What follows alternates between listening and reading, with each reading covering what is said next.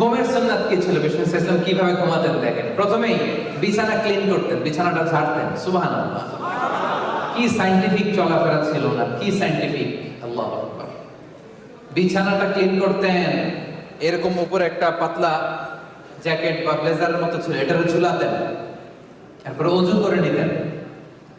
এরপর স্ত্রীদের সাথে অন্তরঙ্গ কথাবার্তা বলতেন, সারাদিন কি ঘটলো, কি হয়েছে। এরপরে লম্বা দোয়া পড়তেন। বিছানাতে যাওয়ার আগে হাত দুইটা একসাথে করে 3 কুল, সূরাতুল ইখলাস, সূরাতুল ফালাক, সূরাতুন নাস, 3টা পড়ে হাতে ফু দিয়ে মাথা থেকে পা পর্যন্ত মেসেজ। সুবহানাল্লাহ পড়ে। মনে থাকবে?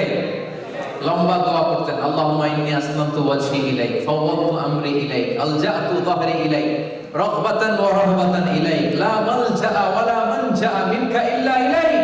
আল্লাহুম্মা আমানতু বিকিতাবিকাল্লাযী আরসালতা ওয়া নাবিয়্যিকাল্লাযী আরসালতা